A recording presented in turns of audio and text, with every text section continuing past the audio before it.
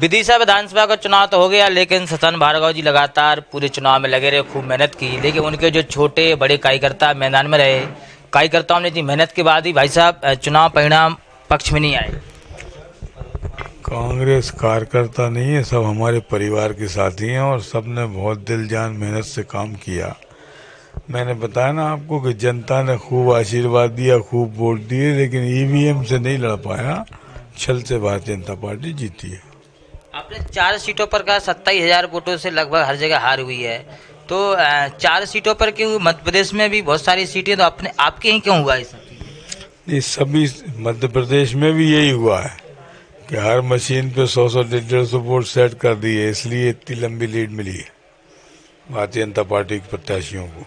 मुकेश टंडन जी का शुरुआती दौर में बड़ा विरोध रहा, भाजपा में भी विरोध रहा, टिकट को लेकर मंथन हुआ, फिर इस टाइप के नेताओं को अगर जीत मिलती है तो कैसे देखते हैं आप? विरोध से कुछ नहीं हो रहा। मैंने कहा ना भैया, मशीनों से हुआ है, मशीनें थोड़ी सुनती हैं किसी का विरोध, न जनता का विरोध सुनती, ना वो तो इलेक्ट्रॉनिक है, तो मालिक की मानती है, जो बटन दबाता है उसकी मान लेती है। रिमोट कंट्रोल से सब कुछ हो जाता है, हवाई जहाज बात हो जाती है रिमोट कंट्रोल से, अपन ड्रोन उड़ा देते हैं रिमोट कंट्रोल से, यहाँ से 1 मील दूर मोटर चला देते हैं रिमोट कंट्रोल से, तो ऐसा ही रिमोट कंट्रोल से वहाँ काम हुआ है। क्या कर्मचारियों की गलत देखा जाए या चुनाव आयोग कैसे, क्या जांच का विषय है क्या ये सब?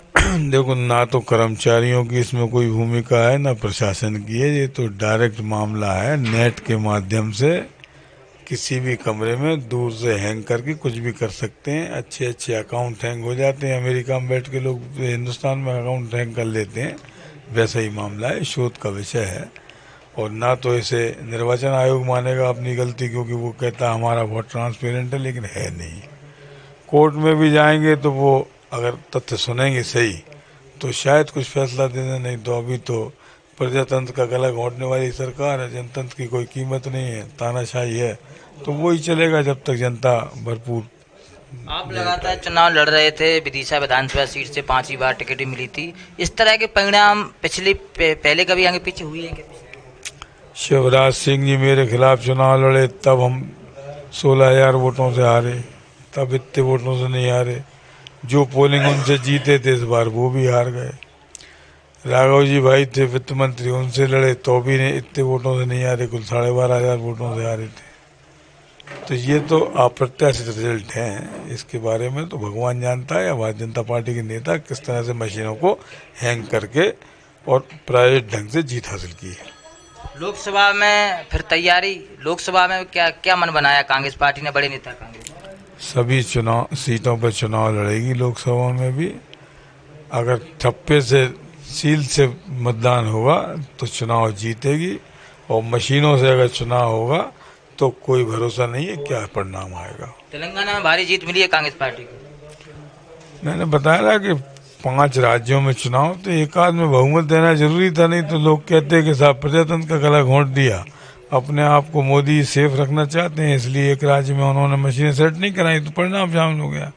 बैलेट पेपर से कर्मचारियों को वोट डले 2400 कुछ, 1600 कुछ हमें मिले, उन्हें मिले 800। ये बैलेट पेपर का रिजल्ट है। कई जगह बैलेट पेपर के पेटी जो खुली गीली मिली, उनका सील टूटी मिली है, बालाघाट में आया था इस शुरुआत। अब ऐसी सब कारगुजारियाँ वो कर रहे हैं, लेकिन अब ये है कि बकरे की अम्मा कब तक खैर मनाई, किसी न किसी दिन तो कटना ही है। तो सतन भार्गव अपने अंदाज में बयान देते हो, अपने अंदाज में इंटरव्यू भी दिया कि बकरे की अम्मा कब तक खैर मनाएगी। एक बड़ा एक बयान है, क्योंकि चुनाव इसके बाद लोकसभा है, फिर 2027 में भी विधानसभा की तैयारी फुल है। विधायक जी की जुड़े हमारे साथ, ये report Vidisha. Subscribe now and press the bell icon. Never miss an update.